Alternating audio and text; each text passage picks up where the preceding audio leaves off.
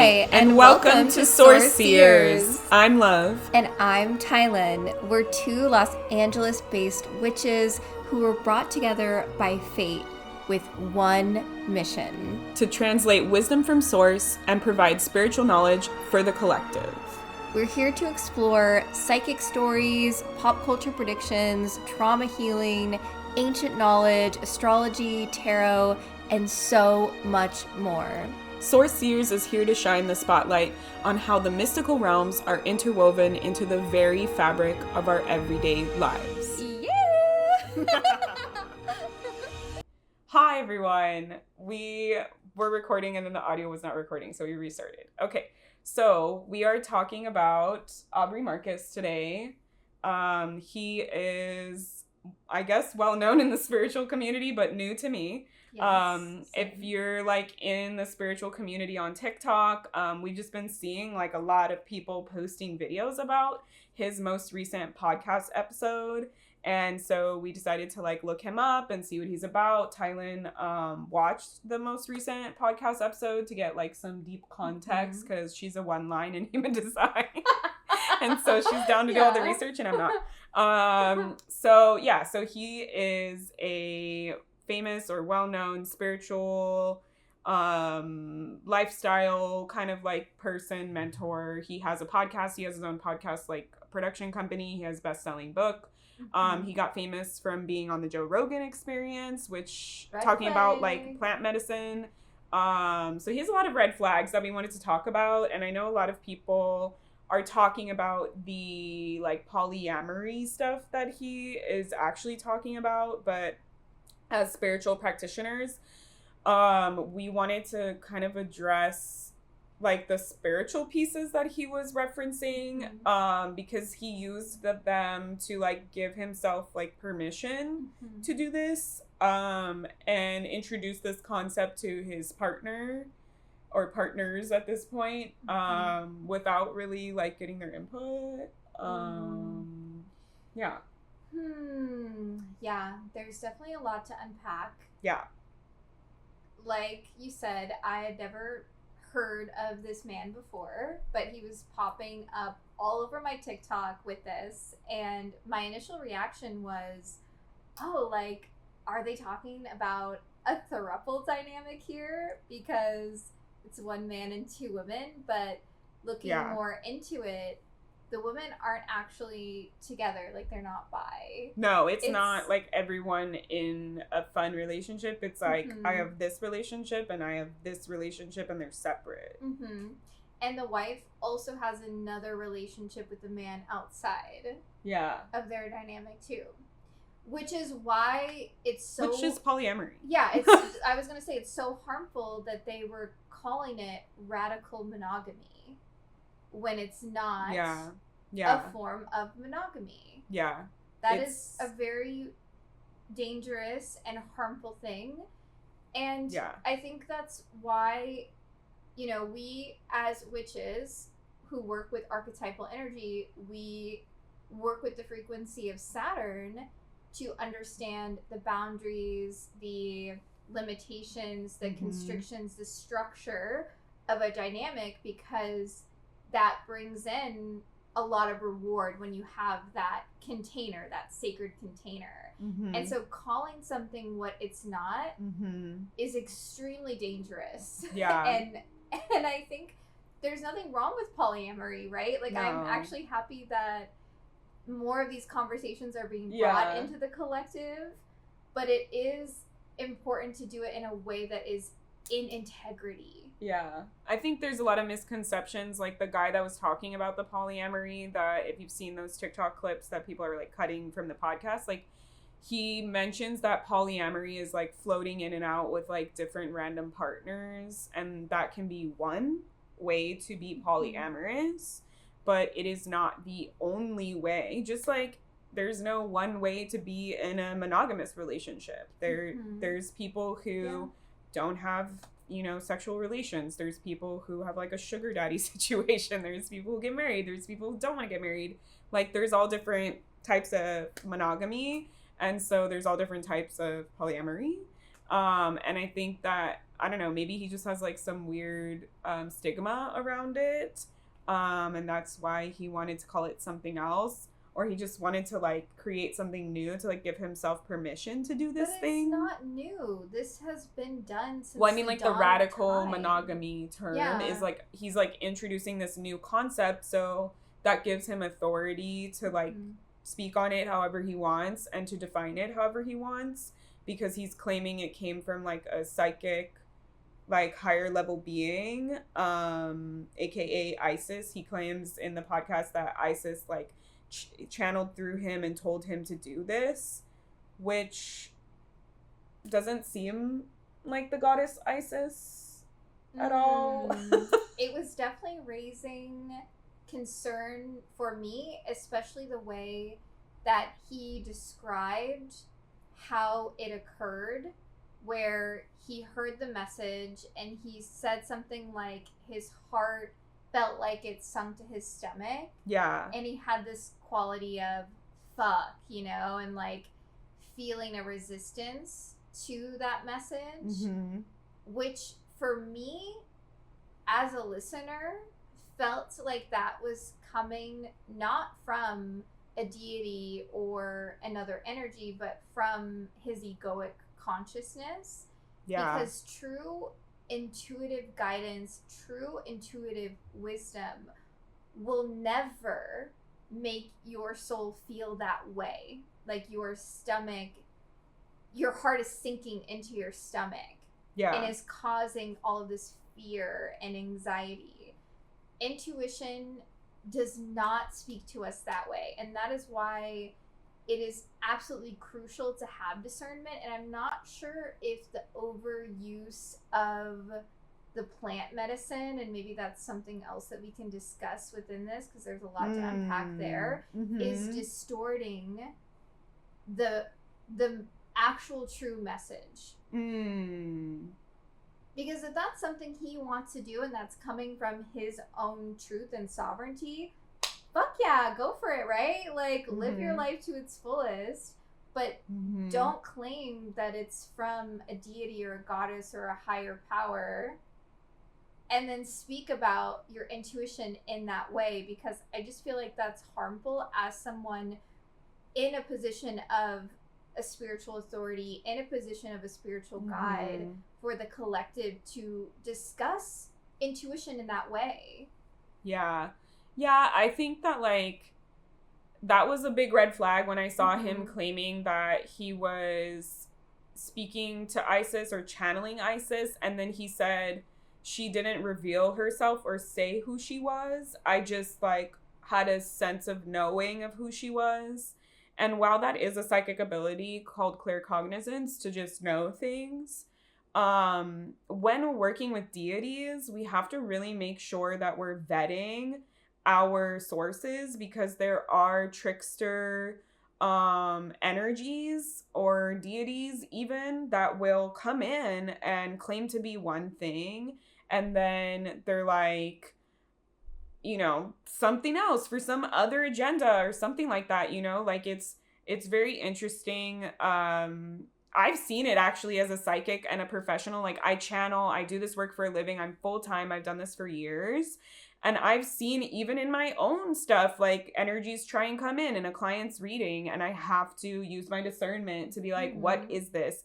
And they say when you're working with deities, you should always, always, always like ask them questions, make sure that they know who they say that they are. Like they will be able to answer questions about their lore. They will be able to answer questions about like what they rule over, what they're known for, what pantheon they're, like all these different things. And if you don't already automatically like work with this deity like all of the time, and you have like a devotional practice that you really are solid in knowing this, like it's definitely a risk to not make sure that the energy that you think that it is real or not. Like I feel like it was giving, hey y'all, how come I'm not seeing any of these comments? Like what the heck? Oh, there they are. Hi, hello. Please feel free to comment. But yeah, I feel like it was giving, like, I'm just trying to give my ego permission to do this thing. Mm-hmm. Like, it wasn't feeling, like you're saying, the discernment, the rootedness, the truth. It was just kind of like, I felt this thing and I wanted this thing. And so, like, like, our brain is powerful, right? Like, I've seen MTV True Life when I was a kid where this woman wanted to be pregnant so bad that she started to develop all of the symptoms of pregnancy, including having a growing stomach without a child birth, like, gestating inside of her. So it's like, we know that our brain is powerful, and if we don't question our ego and spiritual work, we get into, you know, stuff like this where it's like, okay, like, you're just enabling yourself, and you're just saying yes to yourself. You're yes-anding yourself to get to the response that you want. Well, real intuition is honestly a devotion. It's a discipline to continue to show up and have a practice that, again, is integrated in true rooted sovereignty and authenticity. Mm-hmm. And it just is very concerning to me as someone who is also a guide in the spiritual realms to see that being reflected back in a bigger way in the collective. Yeah. Because now there is a question of, okay, well, how can we cultivate discernment? Yeah. How can we trust our intuition? How do we trust the deities, the guides, the energies that we are meant to work with? Mm-hmm. And then how do we know where the information is coming from? Yeah. Which, to be honest, all of these questions are answered throughout, again, a discipline, a devotion to your craft. A process, Taking a ritual, time, a routine, a knowing. Yeah. Yes. Yeah. Yeah, I don't know. Like, I'm always suspicious of men. Period. I'm always suspicious of men in spiritual spaces that appear like how Aubrey Marcus appears. He appears similar to, like, Joe Rogan. He appears similar to Andrew Tate in, like, his vibe or his like aesthetics, the way he communicates, etc. And I think it is important for, you know, male presenting people to connect with other male presenting people, or people who claim to be, you know, like, that's their chosen gender. Because we do want to heal with people who are like us, who we can understand, who we resonate with, etc. And I think that's why a lot of these people get really popular, even though they're not actually, like, sharing real grounded things, and they're in the case of Andrew Tate, like, influencing men to do really bad things. And so I do get that, like, this guy is not, like, for me, and I'm not, like, judging his, like, whole, like, setup and stuff, but a lot of what he was saying is just, like you're saying, it's raising the alarms. Yeah. So what else in the podcast you were talking about, like, his partner not feeling safe? Yeah, so his wife was bringing up this discussion around feeling as if every partnership she's ever been in, there was a feeling of not being safe within that dynamic, not feeling safe and anchored in that dynamic. So when he had first received that message of Isis saying impregnate both of them, it brought up a lot of anger for her. Like, she kind of discusses it like it was an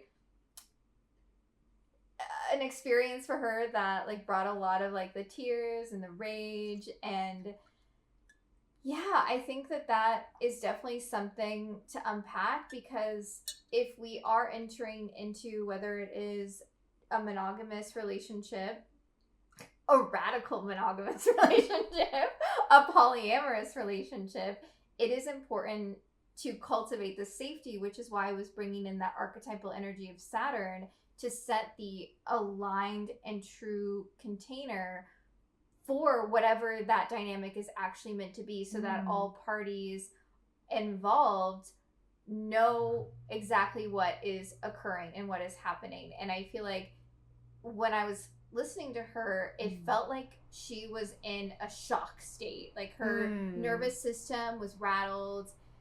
Yeah, like a dysregulated state. And then she also talked later about feeling as if the other woman sort of healed this sisterhood wound, because they're not bisexual, which I was like, oh, I'm a little disappointed. I'm like, I thought we were bringing the Ruffle energy to the collective, but no, they're not together, the women.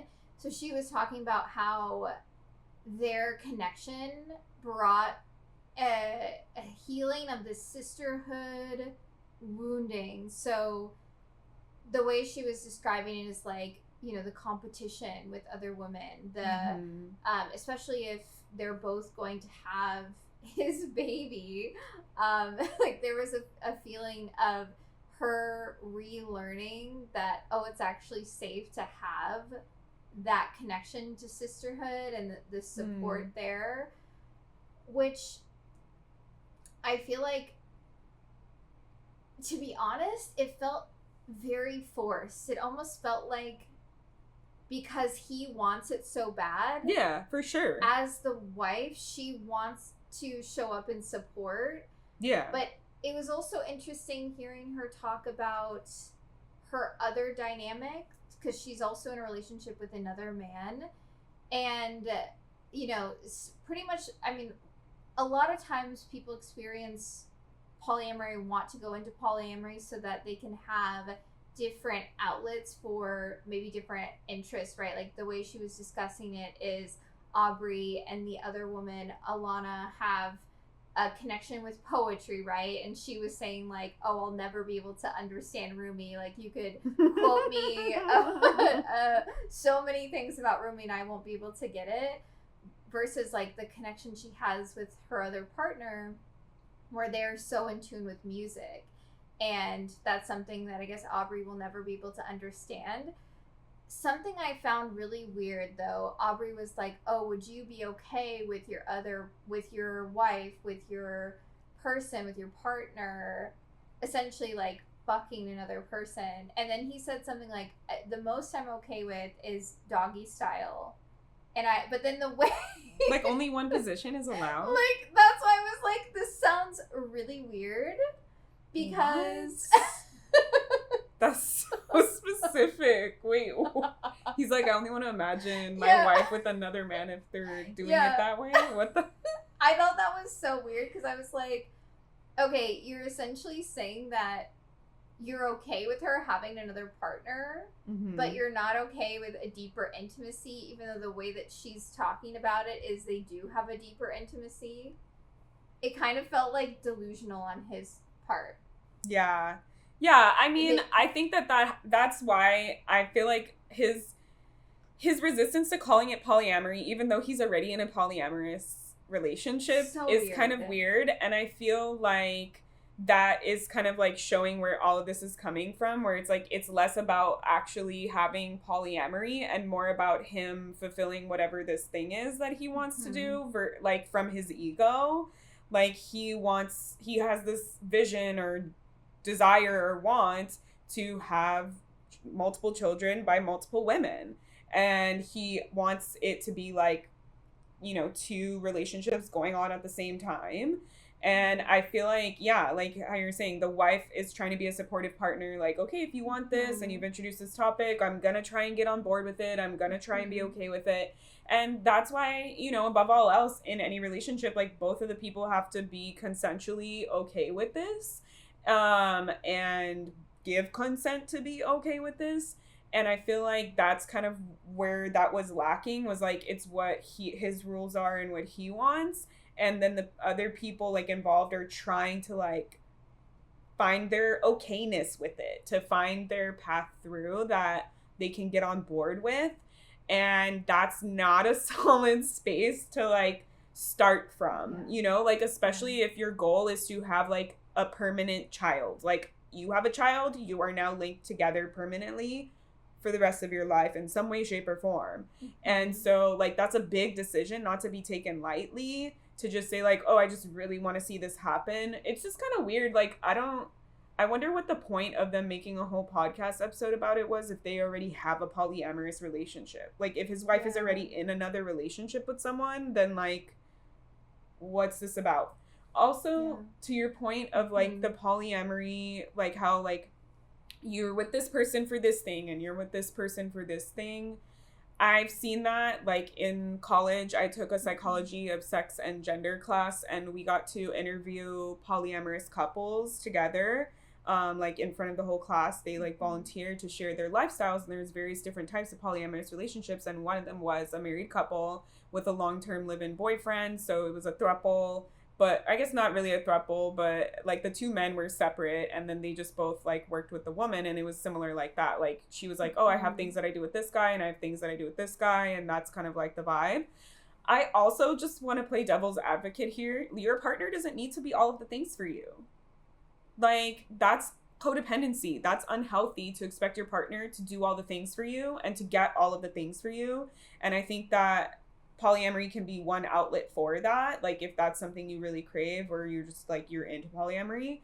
But also, like, friends can be into poetry with you and vibe over your poetry. Like, my partner really likes, like, the show Top Gear. Like, I've seen it. It's nothing crazy. Like, him and his friend talk about it, you know? Like, he likes riding bikes. Him and his friend ride bikes. Like, I don't need to ride the bikes with him. I don't need to watch all the shows with him. I don't need to, like, he loves records. I could care less. I'll listen to it any format, you know? Yeah. Like, I don't know. I just feel like it's kind of weird.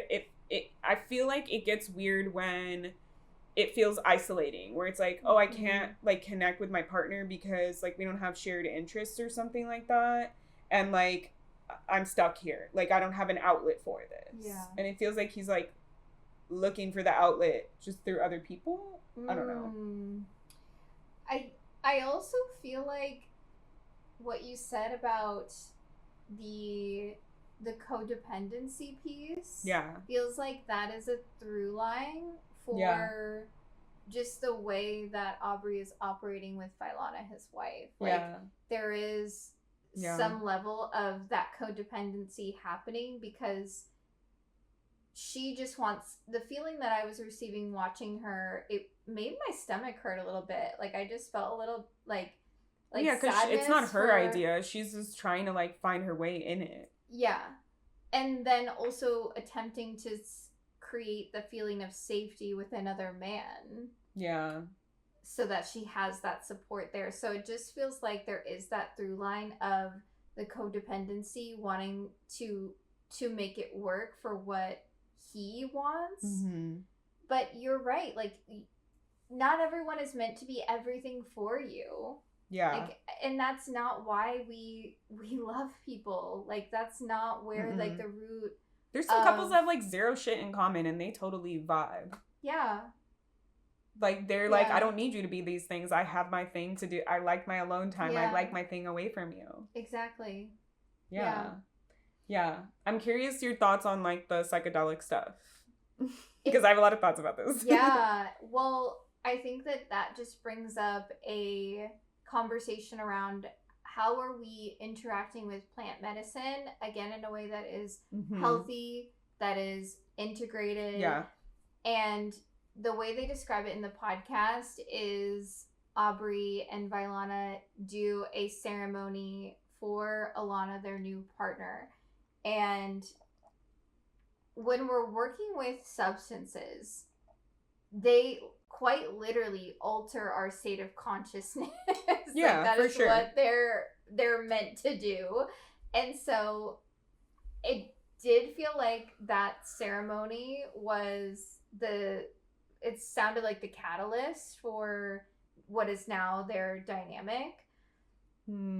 So there's that piece. It kind of started with perhaps maybe some of the distortions that can come through a ceremony. Yeah, because when you do psychedelics, like, you can connect to psychic stuff and get psychic information because it opens up the part of your brain that, like, blocks it out or thinks that you can't.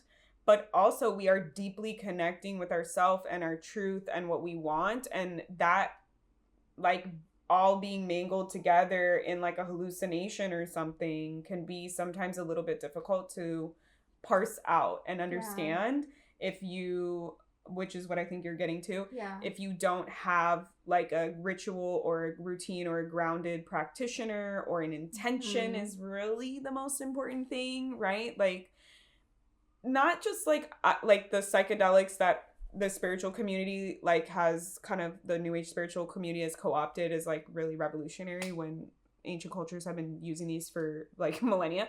Yes. But like when you think about just regular, when people are like, oh, I had like a bad mushroom trip or something, right? Like it's the same energy. Like, what was the intention that you had going into this? And that's what sets the tone for how you experience it, right? So like if your intention when you're like, oh, I had a bad mushroom trip, like if you were just like arguing with your mom and then you get off the phone and then your friend's like, you ready to take these mushrooms? Like, of course you're gonna have like a spicy trip because your energy that you went into it was just like arguing or something, right? And that's what they say, like if you're not in a good place, don't do these things. And that's why when you do psychedelics properly, like you prepare your body, you prepare your mind, you prepare your energy for sometimes weeks before, traditionally. Yeah, that's why watching it, I just had this question of how often does this man sit in ceremony? Because it sounded like it was quite frequent. Yeah, I mean, he's been doing it since 2011. Yeah. Or at least openly sharing about it since 2011. Yeah, it sounded like it was, in a way, even a dependency to the substances in the ceremony. So that's also something to be aware of. And when you have that intention, then it does create a sacredness because you're not overusing the substance. Yeah. So... Yeah, because I managed a spiritual store in LA and they hosted events and they had people that did like psychedelics and stuff. And we constantly would have people coming in asking, hey, do you know anyone, that does ayahuasca, that does this kind of ceremony, whatever. And a lot of the time, the people that were curious about it, that would ask about it, it felt like they were just trying to like skip the line. Like, I think with new age spirituality and like how available and, like people are like marketing your like Bali retreat with ayahuasca and shit like that. Like, I think that people have destroyed a lot of the sacredness that you're talking about, that we should approach these things with. These types of journeys with psychedelics should be looked at as like big pieces that are huge and important and should be thought about and not done like super, super regularly unless you're like having some plan to do it, whatever, for the next 6 months to like whatever. And so I think like a lot of people try and just rip the Band-Aid off. They're like, I want to skip like 10 steps ahead on my healing journey. So I'm just going to do ayahuasca because I heard that in ayahuasca, you could get all of this stuff like out in the open and it really purges out of you and it really becomes like very transparent and in front of you and you see all the things and you feel all the things, you have all these aha moments. And so a lot of the people that would come into the store that would ask about it, it was like, I don't know if you're ready, dude. Like your energy sounds like you don't want to do the work, like, cause I would ask some of them like, why do you want to do this? And they're like, oh, well, I just heard that like it can help like jumpstart your spiritual journey or like it can help you like heal past your blocks and your wounds. And it's like, it can help in addition to actual grounded and integrated work, right? Because when we're just doing journeys without preparation and guidance in a very like sacred way, we're just getting a bunch of information and then we're not integrating it. Yes, that is the key. The integration, it's the intention piece. Yeah. And then the integration piece. And it is interesting the hype around, like, especially ayahuasca. I am not really one to talk on that subject because I personally don't feel drawn to ayahuasca. I'm not drawn to it. Maybe that will change if I'm listening to my soul, but probably not. I don't know. It's just not something that I feel like. Well, but you've done a lot of the spiritual work already without it. Like, you didn't need ayahuasca to give you these aha moments and downloads. You do like past life regression instead. You know? So yeah, I think like it can be really useful and helpful for people, but like I even have I do holistic therapy, and I have a client who did like a mushroom journey, and he got all these aha moments, but like that was months ago, and we're still unpacking in the therapy together the things that he experienced, and he's still making sense of those things when we do the therapy work together, when we talk about the issues that he has that he's now more aware of because of his journey, but it's not like solving all of his issues, you know? So I've had a lot of people like talk about journeys, and like he's still trying to find the context of these things, my client. And so like I think like for him to do this journey and then to be like this is what came out of it, like this is what I'm gonna do, you know, like it takes time to understand like why did that come up, where did that come from, what does it mean, like that's the discernment just piece. because I saw it, like do I want to do it, you know? And maybe he like really does want to do it, maybe he does really want to, like that's where I feel like he does want to, but it's coming from an egoic place within him, not from true spiritual guidance. That's my main red flag with him, to be honest. Like just off the cuff, I'm really good at reading people's energy just by looking at them, and I feel like the reason why he gave me the red flag ick vibe that a lot of men in spiritual spaces have is men have a very unique placement in our society where they are empowered and emboldened to trust in themselves and to never question themselves, to always give themselves permission, and other people around in the world always give them permission, because we exist in a patriarchal society. So the experience of being a man is very different. And I find that a lot of men in spiritual spaces, what they understand is to trust yourself and to trust your power. Oh yeah, Stephanie. There's this spiritual man named Aubrey Marcus who came out with a podcast episode that has been going viral on TikTok that we're discussing. He basically is reintroducing the idea of polyamory as radical monogamy, and saying that in a psychedelic trip, he's got a vision from Isis that he should impregnate 2 women at the same time. And so yeah, we're discussing all of that. But basically I feel like a lot of men in spiritual spaces, they, because of our society and how it's set up, have had less stuff to deal with, less trauma, less wounds, and they have already an inherent piece of like understanding and knowing their power. And that's really what a lot of men provide for as spiritual practitioners, is showing other people, whether it's other men or other women or whoever, how to stand in their power and how to trust themselves and how to validate themselves and give themselves permission, which is very needed in our society, because they often take on this archetypal like divine masculine piece, which like divine masculine gives us like the permission to do these things a lot of the time. But I feel like because of their unique placement in society, if they haven't gone through something that like teaches them how to question their ego or to use discernment, then they're often just like just whatever thoughts they have here in their ego and in their brain, they just share it. And that's where you get people like Andrew Tate that are like so confident and so authoritative, but so harmful, and perpetuating these harmful ideologies. And I think it's just like something to just touch on and acknowledge that like he is a man existing in a patriarchal society. So this is like way easier for him to do and to validate for himself than say a female or a woman identifying person. Yeah, because he says he pretty much refuses to have any kind of relationship where there is deception. So he's pretty much saying like, I can't be in just a monogamous one-on-one dynamic because I will eventually cheat on you. Like that's kind of how I heard it. Yeah. I heard it. Yeah, I think a lot of men, they learn certain things and then they use that to their advantage. Like, I will not live in deception. The amount of readings I've done for women that like talk about men like this, that are like, I'm just going to be honest with you straight from the gate. Like, I don't want to be in a monogamous relationship. Are you okay with that? And then like the woman is like, I have to like convince myself and like see if I'm okay with that and try it out, even though it's not something I really want. And like, okay, I guess I'll try, you know? So I think like I think the ego piece came through very strong psychically for me. And I think if you're going to be a teacher or a practitioner,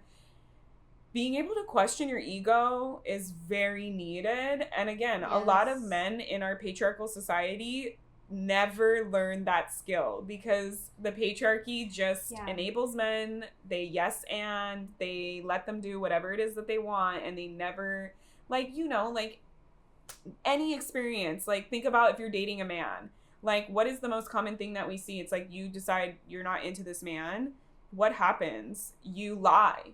You say, oh, I'm with someone else, or like, oh, you know, I'm so sorry, like, thank you, I can't date you, I'm married. Like we say all of these lies to placate men's ego instead of just saying like, I don't like you, I don't want to be with you, you're not interesting. Venus, so I would probably just say it I don't placate men. I don't 100%, and I never will. Because I think it's like a detriment to society to raise people to not be able to hear opposing viewpoints, to disagree with them, to reject them. Like, we should all be comfortable with these things. Yeah. They're important. Yeah, which is why it's highly concerning that he shut up all the comments. Yes, he turned off the comments. He hasn't posted it on TikTok yet. He's controlling the narrative, which is a narcissistic tactic. Yes. And it's like, if you're going to have a public podcast and present this information, take the heat. Publicly, like, allow people to jump in on the conversation, because what else are you doing? You're just an echo chamber. You're just a dictator. You just want people to listen to you and not say anything. And I think that's the risk of when you put yourself out there, is that you might garner negative attention. And I think that if you're prioritizing honesty in your relationship, you should be able to hear the honest feedback from people on what you are sharing with the world, and what like he's technically like proposing like a new ideology, right, in his mind. So when you propose new findings in the scientific community, you let your peers review it and you let your peers share. Well, it's not a new ideology, it's an ancient. I know. But the way he's like, hear me out, radical monogamy. And it's like, okay, so let's do the sounding board. We're hearing you out. Let's share our thoughts, you know? Like, I don't know. Yes. What you're expressing, I, in my TikTok being blown up, saw so many videos of women sharing that exact same sentiment. Yeah. Because we're just seeing right through the bullshit. Yeah. We see a man just doing what men do, you know? Just enabling themselves, empowering themselves. I want to eat it too. Finding some way, to basically be able to fuck other people without getting in trouble for it. Not live in deception. The amount of men that, what's the opposite of rise to the occasion? Sink to the floor. Yeah. And like just cop out. They just are like, I'm not like that, and like, I just want to be honest with you, like, that's just not my vibe, blah blah blah. It's like, okay, dude, like, you're just saying that you're non-monogamous so that when you eventually do it with someone else, I won't get upset. Exactly. Like, that's not actually valuing a partner and creating intimacy and safety, and that's probably why his wife has to look elsewhere for that. Yeah, but then also the way that he expressed, like, would you be comfortable with your person, like, the most I'm comfortable with is like doggy style. It was just so weird the way he worded it. Yeah. I'll have to find that clip somewhere for you. And I've also seen that with a lot of like polyamory, like, you know, oh, I want polyamory. I've seen that from a lot of men saying they want polyamory in a relationship. And then I'm trying to remember, there was something where I saw this and it was like on TV, on like reality TV. And like everyone was like, bro, what the fuck? They'll be like, I want polyamory because the cheating argument, right? And then when the woman's like, okay, so what are the terms for the polyamory? You know, because you have to have like spoken and agreed upon terms in order for polyamory to work. The structure. They like make it super crazy. They're like, I could have sex, but you can't. And it's like, what you're explaining to me is your ego just simply wants to like have sex with a bunch of people, but cannot take that same exact agreement. Like, your ego's too fragile to think about someone else. Like, it's very possessive, you know? Like, it's like, no one else can touch you, but I get to touch whoever I want. Like, it's like a hierarchy. It's like that weird thing that women have to deal with all the time of like feeling like a second class citizen where like you have all these rules placed upon you and then men can do whatever they want. And I think like a lot of women, they play along because they care and they want their partner to, you know, be happy or whatever, but they're it's not fair. sacrificing their safety, and they do talk about this in the episode that all of them have had to make sacrifices. And I am just sitting here thinking, like, is that the most aligned relationship dynamic if all of you feel like you're sacrificing so much? Yeah, like, because relationships do take work, and like, contrary to popular belief, polyamory takes more work. The more people, the more work to have a successful relationship. It's not just people just like willy-nilly like having sex. But it was the way they were talking about it. Like, the way that they were expressing the sacrifice piece also brought up red flags for me. Yeah. Because it's what you're saying with the work, that Saturnian quality. Yeah. The work leads to the frequency of a reward.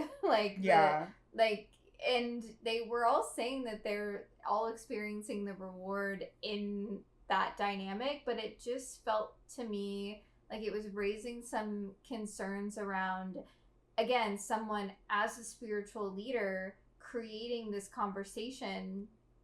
And now we're getting into this topic of relationships require sacrifice.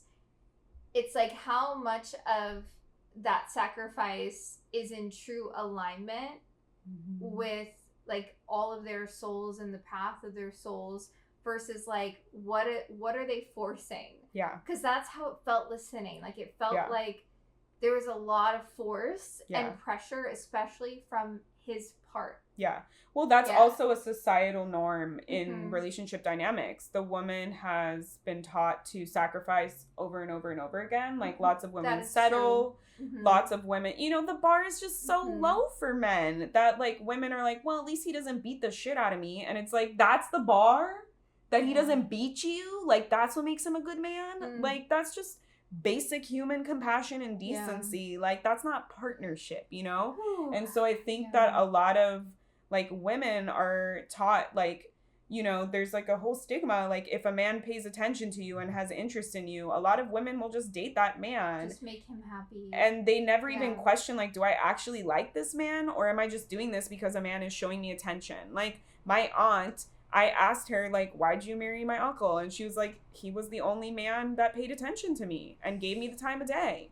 And their relationship is not the healthiest relationship, and they've been together for like over 30 years, right? So I think it's just like a societal norm that is changing, right? Like, we are seeing a lot more women, God bless y'all, standing up for themselves and saying this is non-negotiable and I'm not going to put up with this type of treatment, which is what we need to shift in the collective. But I think that that's a very common norm, that women have to sacrifice more than men in relationships just because of how they're raised. They're taught to do that. Women are taught to be in service to other people, right? Like, think about like toys when you're a little girl. It's like doll. It's like kitchen. It's house. Like, they're learning to like take care of others and put their needs first. What is toys for boys? G.I. Joe, like Hot Wheels, like Transformers. Nothing to have to do with them taking care of another person or learning how to run a household at all. It's just about what they're interested in. And so I think like that norm, just because of like, just think about how society was historically. Like, women couldn't get a credit card till like the 1970s or 80s, right? Like, women couldn't vote. Women couldn't, you know, go to the doctor and get a hysterectomy without their husband signing off, right? Like, so there's so much that recently, women have just, that's the norm in the society that we've all created and agreed to. And so it makes sense why the women were saying, like, I'm, like, you're feeling like they're sacrificing more than he is. And it's also his idea. So, like, he's going to be into it, and it's not their idea. Yeah. That is an interesting point, though, the societal norm and standard of the woman caretaking, nurturing. Yeah. Because then we are thinking about how can we nurture this relationship, and that might not be how the man is approaching. No, they're generally not thinking about it that way.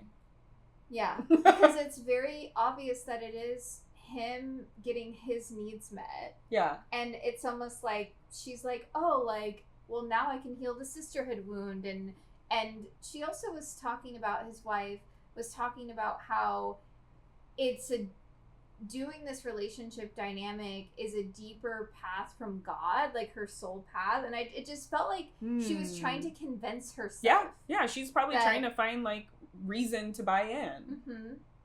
Yeah, for sure. Because it's like any idea, like, you know, if my partner was like, I want to move to Italy tomorrow, that's his idea. I'm going to have to ponder it. I'm going to have to think, do I want this? Is it something I'm interested in? Like, any idea is going to be like that in a relationship. But generally, like, you negotiate and you talk about it together and you decide, like, is this something that we want together, right? Like, I wanted to have a polyamorous relationship when I first started dating my partner, and we've been together for 11 years.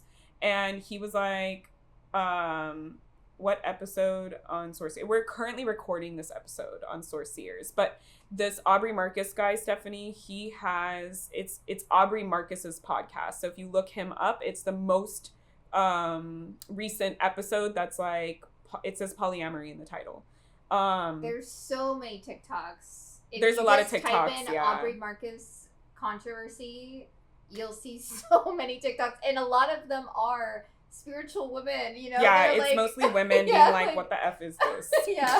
Like, why is this happening? Like, no goddess would ever tell you this. Like, yeah. And so it's like, I wanted to have a polyamorous relationship. I brought it up to my partner, and he was like, that's not something that I've ever thought about that I've wanted, but if you want this, I'm going to try and, you know, be here for you. And so, again, similar, like, kind of reverse roles in the situation. And we tried it out, and I just saw him, like, suffering. And I just saw him going through it. And I was like, I don't want this more than I want my relationship with my partner. I value that way more than the potential of other people that I don't even know yet, right? So I think, it is important in relationships to think about, like, how is this affecting everyone, and how does this affect the dynamic, and is this healthy, and is this what we all want? Yeah. Do you feel like a part of you is maybe missing something because you're not having access to that? Or do you feel like the, like, love that you built, because it is so strong, the bond that you have, is more worth it than leaving this part of yourself? Yeah. I think, like, I was, we met in college, so, and I have a Gemini Venus. So, I just was thinking, like, I'm young, I haven't had a lot of partners, I want to be able to experience other people, but I've found this relationship that's really cool. Yeah. And I don't want to leave that behind. And so is there a way that I can have both of those? And I think that it took me a minute, actually. It took me a couple years, because I just had this feeling of, like, I'm missing out and I'm not getting, you know, the fulfillment or the opportunity or the experiences that I want to have. And as I started to, like, grow and mature, I realized, like, number one, if I'm honest with myself, I, like, wouldn't be putting myself out there as much if I was single. Like, I wouldn't even go near a man. Like, I'd be fine being single also. Yeah. And, I mean, I'd probably, like, end up with a woman, but, you know. Yeah.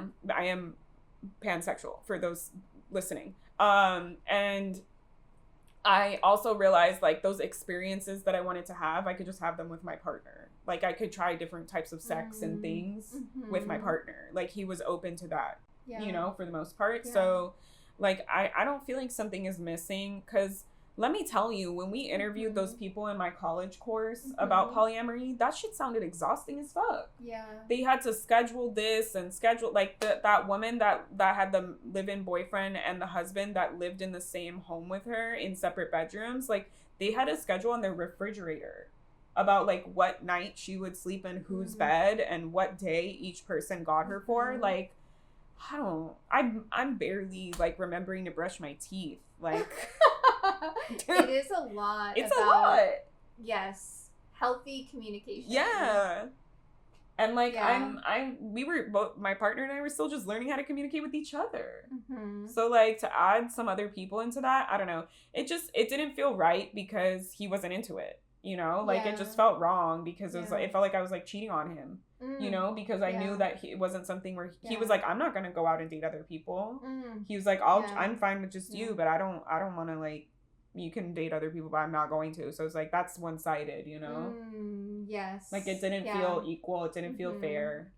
Yeah, and that's really important in relationship dynamics for all of the parties involved to feel like there is this through line of the fairness and the trust piece, like to be able to have that level of honesty and trust. And yeah, it's really beautiful that you were able to be like, you know what, this doesn't make you feel safe, which is why it's raising a concern listening to this episode. Yeah, because the partner doesn't seem safe. Exactly. Yeah. It seems like she's like trying to convince herself that she wants this or that she's okay with this in some way, shape, or form. I don't know. Yeah. So we'll see how all of this pans out. Yeah, what are your predictions? Well, I hope that they are able to listen to all of the feedback that's kind of being put their way from this and be able to come back with, I feel like, especially as a spiritual guide, for him to be able to come back with honesty in I love that, Stephanie. Yeah. They're married, dude. They're so him and Vailana are married, and their other partner, Alana, is who they're bringing in for him to impregnate both of them. But I do feel like it would be helpful if he came back with divorce. Yes, divorce does exist. I don't know. I think this woman is pretty far in there. That's what I'm saying. So I feel like he needs, I guess, as a spiritual leader, because he's putting all this up on a platform, he really does need to address what the collective is reflecting back to him around discernment, truth, especially with the plant medicine, and like calling it what it is. It's polyamory. It's not a different way that you're doing it. Yeah. I think, I don't know, like, I do think if you have a huge platform and you are, like, a spiritual, like, some kind of teacher in any kind of way, like, and you're putting your stuff out on a public platform, you should be, like, prepared to receive feedback and prepared to receive comments, especially because the way he kind of, like, put that podcast out was like, hear me out, I'm introducing this new idea or this new it was like, he was like, it's not monogamy, it's not polyamory, it's something else, right? Like, that's the way he was, like, selling it, was like, this is a psychic download that I received that is, like, new and radical to me and, like, wow, like, life altering. And so he should be listening to the people that support him and pay him money or make him money. And when they're, like, having feedback, and, like, to turn off the comments, probably because he was receiving a lot of, like, negative comments from, I'm assuming, other women saying to divorce. It's, I don't know, I feel like that again leads back to the point of the ego that we were talking about. Like, you have to have, like I said, you have to be okay with rejection, you have to be okay with getting it wrong, with not having all the answers as a teacher and as someone who's in a public eye and in the platform, and you have to be okay with admitting when you're wrong and taking up space in a grounded way. And that includes, like, holding space for others so that they can share and that they can feel like they're part of the conversation, and hearing their feedback even if it's not what you're into and what you, like, believe in, because, like, you put it on a podcast, dude. Like, you put it on the internet. Let people be that's free shots, the conversation. But I do feel like it is important for the collective to be having these conversations around other relationship structures that are not just monogamy, because to me, monogamy feels very rooted in patriarchy, and what we were just talking about of, like, the as a young person, the little girls are, like, with our easy bake ovens and our dolls, and it does feel like it was something that they utilized to have like land spaces, like that. It doesn't feel like it is, if we're really honest with our true nature as humans, it doesn't really feel like it is the truest authentic path for our expression. And it does, but I also feel like it is a form of cultivating like safety, right, in our nervous system, having, so there's a lot of like paradoxes even in what I just said there, because I feel like there's a lot to unpack in how we connect and how we relate, and it, I mean, it is important for people to feel like their fullest expression. Like I think what you're talking about, it's like, it's just this whole podcast and issue is highlighting the larger issue of relationship dynamics in the modern world. And we're seeing through the sharing of his partners how women are often not given an equal seat at the table, and how they've been societally raised for generations to not feel like they have an equal seat at the table. And that's why, like you're saying, like, you don't think monogamy is the way. And I think the way that monogamy is set up, or it might not be the truth, but like... Yeah, it feels like, what I'm saying is that it feels like it's feeding into the system of patriarchy. Yes, that's what I'm saying. It might be the truth for some souls, but I think on a collective level, is it... Yeah, like what I was going to say is like the way that it is set up currently or historically is not a win-win for everyone in the relationship, right? Like they've done studies that I've read about that like men who are married tend to live longer. They have longer, happier lives, and they're healthier, right? Because they have a woman taking care of them and cooking for them, taking them to their doctor's appointments, yelling at them to make a doctor's appointment, whatever it is.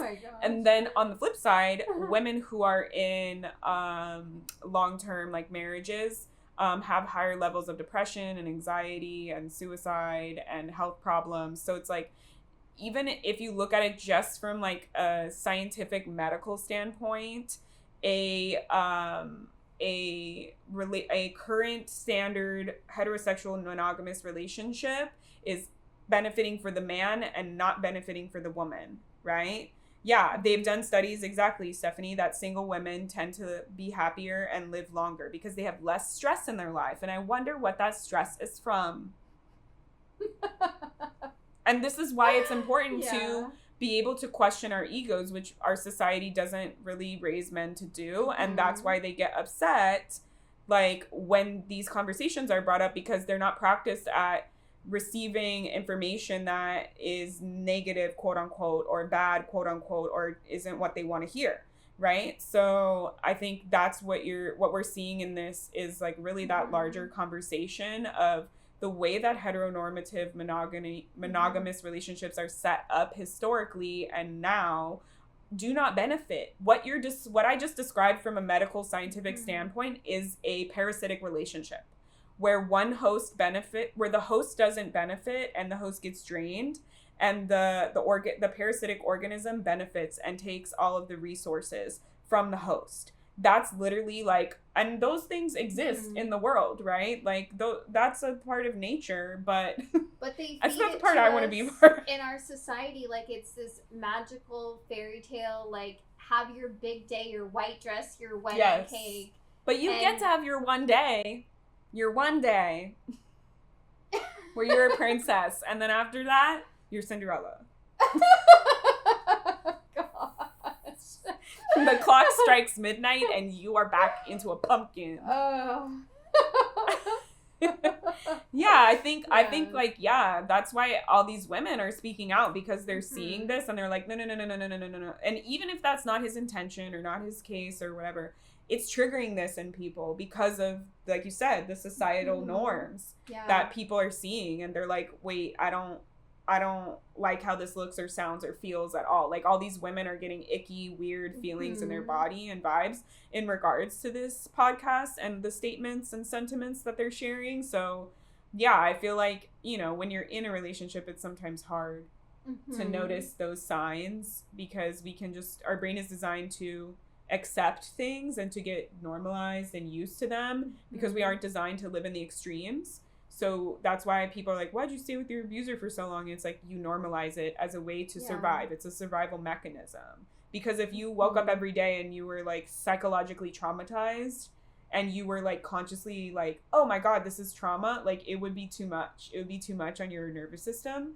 So you find ways to like normalize the behavior so that you don't have to like feel as triggered.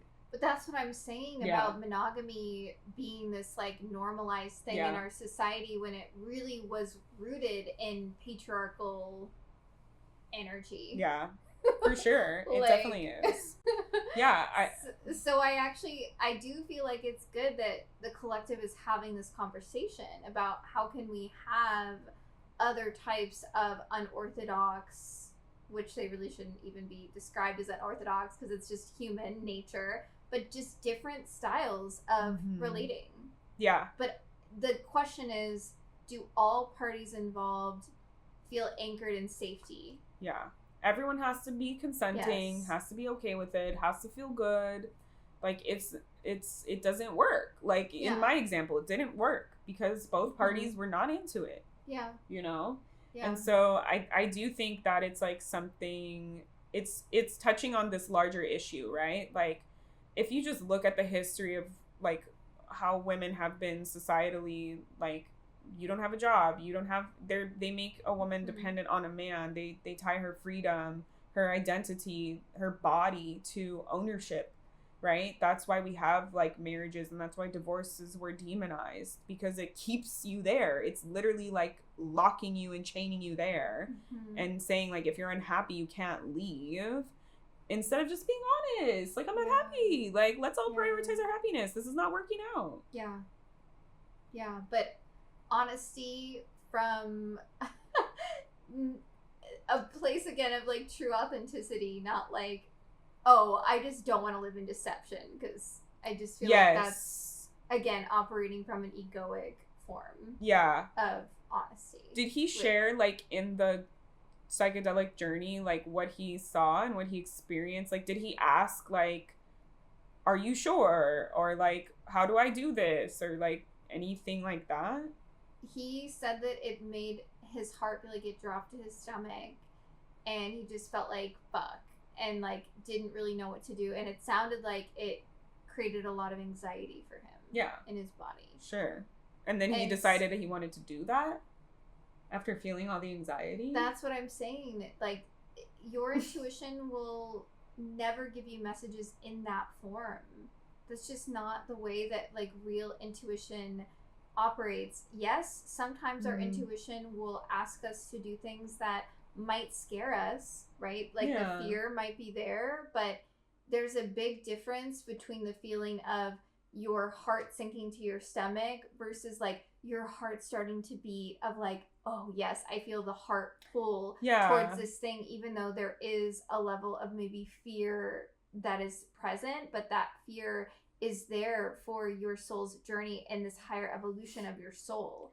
Because it's something like, for instance, teaching was a huge thing that I felt a lot of fear around, a lot of resistance to. And my guides kept saying like, it's time for you to step into your role as a teacher. Like I had a lot of fear and resistance towards that, but it didn't make my heart sink to my stomach. It made my heart beat a little bit more, and I felt that like pull. That's to me what true intuition does. It's you're regulated in your nervous system. There's a softness to your intuition, a gentleness, a love to your intuition. I mean, everyone has a unique intuition, and so I don't want to judge like whatever his signs are, but for someone who claims to have done psychedelics often, I'd be curious to know like, is this something that he normally experiences as a yes sign for him? Does he normally experience this in his regular psychic work that isn't involved with psychedelics? Like, is this like a tell for him that he normally experiences, and that's what his yes sign is in his body? Because I do think chances are it's not that common that people experience it that way. I don't think that is the way intuition operates. Yes, we all have a different form of connecting with our intuition. Like, you might hear it. I don't really have clairaudience. I don't hear like things. when something is true, I get chills. Yeah. Which is still, like, a body response and still, like, tied to, like, vestigial stuff. But it doesn't give you a, like, fuck sensation. No. Well, was he saying, like, fuck as in, like, fuck yes? No, like, a fuck. Like, oh my gosh. Like, jaw-dropping. Maybe. Like, okay, so then it's, like, very egoic, where it's like, I saw that I'm supposed to do this, and then I was like, shit, I'm supposed to do this. I have to step into this. Mm-hmm. I mean, I don't know, like, yeah, that is a weird response to have, I feel. I don't feel like that's true, authentic intuition. Yeah. It's just not. Like, you're going to feel regulated in your nervous system when you have a continued practice with your intuition. I'm going to ask. Ooh, something just fell out. What are we going to ask? Oh, 2 things fell out. I was going to ask if he connected to ISIS. For real. No. The 4 of Cups and the 5 of Swords flew out. So for those who want to see it on the live and those who want to see it on the podcast, the 4 of Cups is like choosing what you're focusing on the wrong things for emotional fulfillment when their spirit is trying to send you an answer. Like, you can see like this cup that's like floating behind this guy that's meditating in my deck of cards. It's like spirit is like, here's this divine answer to what you're doing, but what's in front of him is these other 3 cups. Very interesting. And then the other card is the 5 of Swords, which is sort of like, I don't have a roadmap and I'm trying to figure out like what action to take and where I'm going. Which, when we're asking about did he actually connect with ISIS, that's kind of indicating a no, in my opinion, that he was focusing on whatever he wanted to focus on as opposed to letting the spiritual information come in, and he was trying to find a path through to get wherever it is that he wants to go, which I guess in this case would be to be able to be in a relationship with these 2 women and have children with them simultaneously. Yeah. It feels like a distraction energy, like because I can see this card sometimes as sometimes we're not always trusting our intuition. So 4 of Cups is, it's interesting, it relates to the 3rd decan of Cancer, which is a decan ruled by the moon, and the moon is the natural ruler of Cancer. But because this figure isn't noticing like the real truth, this cup behind them, the opportunity behind them, it can sometimes indicate distrust or a pushing away of our intuition. Sometimes it's intuition that's amplified because it is that lunar energy to the max. But to me, this feels like it's a distraction to sort of shield him from something that's more related to his purpose.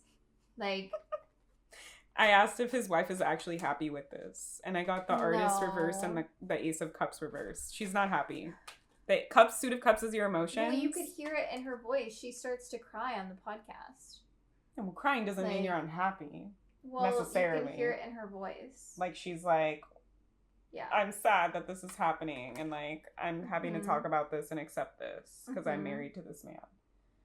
Yeah, the Artist is like, where are we letting ourselves shine in our creativity? And that's not happening because it's reversed. And the Ace of Cups too is like new emotional patterns wanting to arise, and it's like she's getting trapped in this new emotional pattern, right? Like she's not being able to express herself actually truly.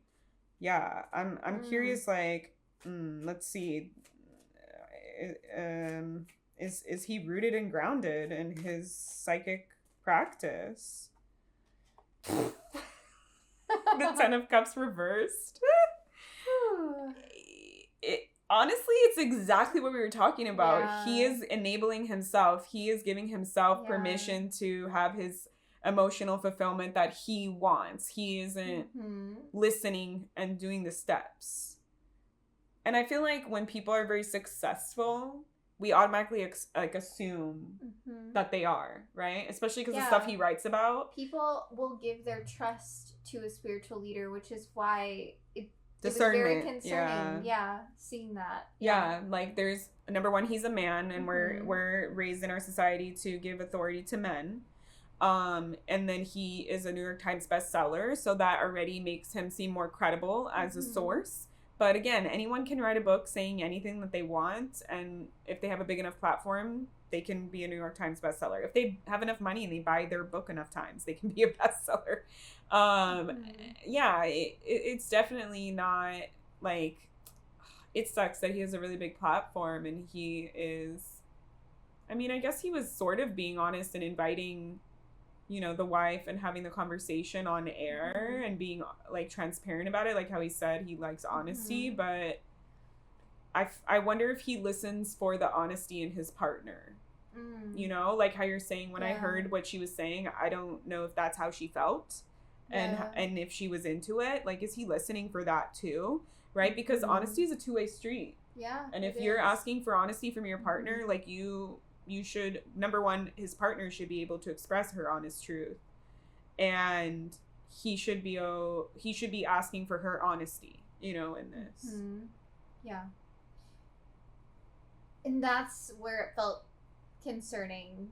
Is she being honest? And I just felt like the way that she was communicating, again, it just felt like she was forcing herself to go along with the dynamic. Yeah.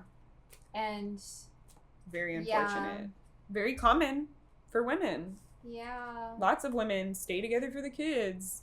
Lots of women, don't do their career because their husband doesn't want them making more money. Like, lots of women do this kind of stuff where they're not actually, it's not their happiness and their truth, and we're just taught.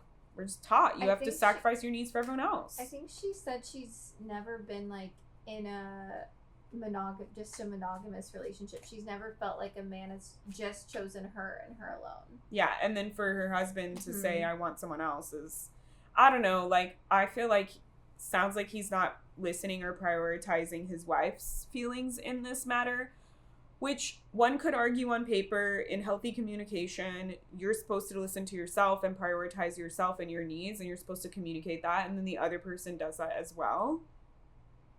But when you're in a relationship and you're married and you know this person long term, like, you should still be able to, like, understand and anticipate their needs, and, like, I don't know, like, I feel, you know what I'm saying? Where it feels like the kind of person that would, like, throw that in your face and be like, well, you could have said your truth at any time, but you didn't, you know? And it's like, but did you create a safe space for me to do that? Yeah. When you know that my trauma and my history is that I've never felt prioritized by men. Or sometimes you just need time, like in my human design, right? I have emotional authority, and I don't always know how I feel right in the moment. Like, I don't have the gut. Yeah, the sacral. Like, it does take me, like, days before I know actually how I really feel about something. Yeah, everyone gets to their conclusion differently, and some people don't know till they try it. Like, it's really hard, and I think that if he was an actual, like, if he knew, like, I don't know, if my partner was her, you know, and she tells me, like, I've never felt prioritized by a man, and I have all these wounds and this trauma, I would be a little more gentle in approaching the subject. Yeah. Even if it was my raw and honest truth, like, I would still be like, hey, I know that you have this going on here. And my partner had the same thing. Like, he was like, when I said I wanted to be polyamorous, he was like, am I not good enough for you? You know, like, and his previous ex was very toxic and made him feel like he wasn't good enough for her. And so that was Josh's reaction too. Yeah. Like, his self-worth thing. Yeah. And that's very common, you know, that it's like, why do you need more people in this equation to fulfill your needs? Like, is it about me? Do I not fulfill your needs enough? And it's like, knowing she has a kind of similar kind of wound of, like, not feeling good enough to satisfy a man and, like, be all the priority of a man and take all of the space up and attention for one person, like, that just seems kind of rough to go through, like, to face. Well, I think that's how you cultivate the safety, is through the attention. is through the adoration, through the time spent together, the quality time. Yeah, I think it's pretty rough out there for women. I'm sorry. I know. Okay, so we're professional yappers. That's why we have a podcast. Yes. So sometimes that means that the episode goes on for like over 2 hours. So, a lot of times it means that. So even the Alexa agrees. So we decided to cut this episode into 2 halves, pausing it here, and we'll pick up right where we left off next week. So come back and listen to the rest of the episode next week. Yes, and we always appreciate and love your support and continued listening and community. So again, if you enjoyed this episode, like, comment, subscribe, all the things, share, tell your friends, get involved. We love feedback too. We're not just here to tell you things, we're here to listen as well. And thanks until for next time. seeing into Source with us. Bye. Thanks for joining us for another episode of Source Seers. We can't wait to hear your take on all the magic we talked about. Follow Source Seers on IG and all other platforms to let us know your thoughts and get involved in our community. You can also follow Love at Love Sakratoff on all the platforms. And Tylen at Tylen McKenzie, or go to my website, templeradiance.com. We'd love it if you could leave us a review on Spotify, Google, or Apple Podcasts, and share Source Seers with anyone you feel might benefit from magical community right now. Hail Jupiter! Thanks for seeing into Source with us. Bye!